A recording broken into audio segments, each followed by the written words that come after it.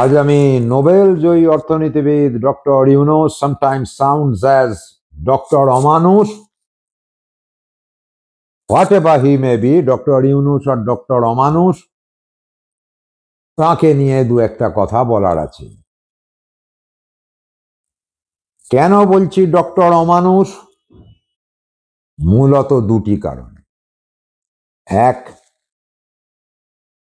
কিছুদিন আগে যে ছাত্রদের নিয়ে তিনি গর্ব করেন, ওই ঢাকা ইউনিভার্সিটির ছাত্ররা, তারা আমাদের দেশের ভারতের জাতীয় পতাকাকে ট্রেম্বল করে, পদদলিত করে, পাপোশ হিসেবে মানে ডোর ম্যাট হিসেবে ইউজ করে তারা ক্লাসে প্রবেশ করছিল। He didn't react. He didn't make any comment. বারণ করা তো দূরের কথা, ডিক্রাই করা তো দূরের কথা, কোনো রিয়াকশন দেননি। এটা বোধহয় কোনো দেশে হয় না। এত হেট্রেড, পৃথিবীতে এত হিংসা,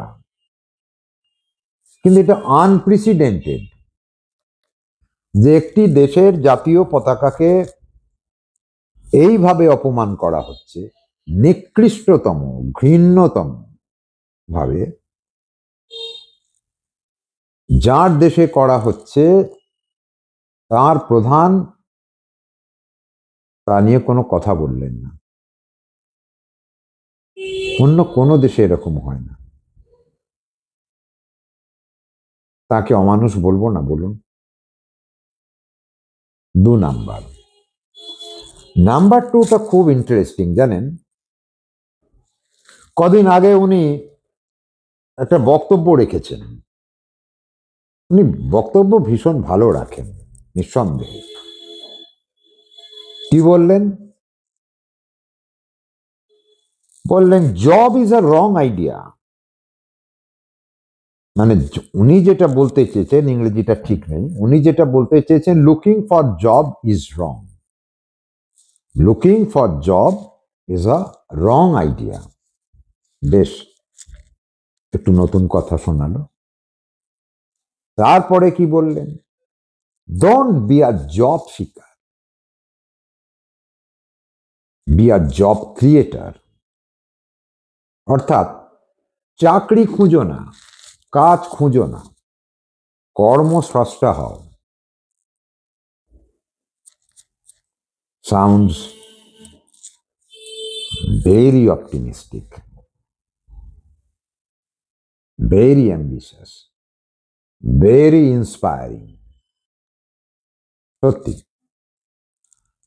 একটা ব্রড পয়েন্ট অফ ভিউ থেকে ভাবলে কথাটার একটু নির্যাস আছে। কিন্তু তিনি কাদের বলছেন? কোন দেশের জনগণকে বলছেন?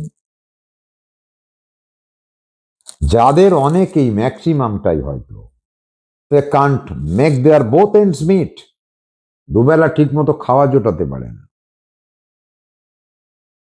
বেকার, নিরন্ন, বুভুক্ষু মানুষদের সামনে এটা বলছেন। ডক্টর ইউনুস, আপনার গলায় আমি সেই মারিয়া আতোনেত, তার কণ্ঠ যেন প্রতিধ্বনিত হলো আপনার কথায়। মনে আছে?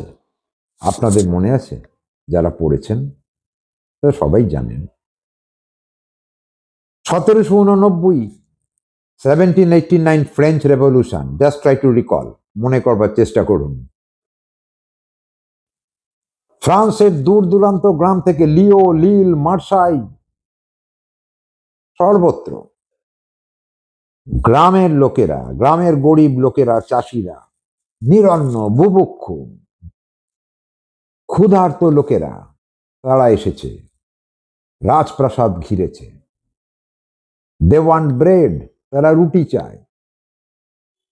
ভারসাই প্রাসাদের ছাদ থেকে দাঁড়িয়ে রানী মারিয়া আতোনেত তার রাজা সম্রাট লুই দা 16, ষোড়শ লুইকে বলছেন এরা কি চায়? তো তিনি জানালেন দে ওয়ান্ট ব্রেড, তখন রানী বললেন, ওদেরকে কেক দাও না, রুটি যখন নেই কেক দাও। If we don't have bread, let's give them cake. তা ডক্টর ইউনুস, আপনি বাংলাদেশের এই ডেস্টিটিউট পিপলকে অ্যাডভাইস করছেন, আর এটাতে আরো একটা ব্যাপার আছে। তার মানে কি,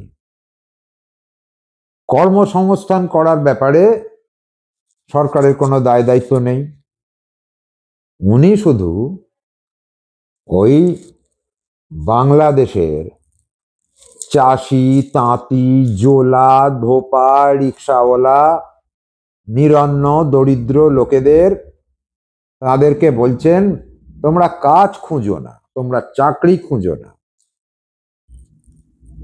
তোমরা কর্মস্রষ্টা হও। সাব্বাস। তো sir, if everyone creates job, who will do the job? সবাই যদি কাজ ক্রিয়েট করে, জব ক্রিয়েটার হয়, তাহলে কর্মটি করিবে কে? আপনার পায়ের তলায় মাটি আছে তো?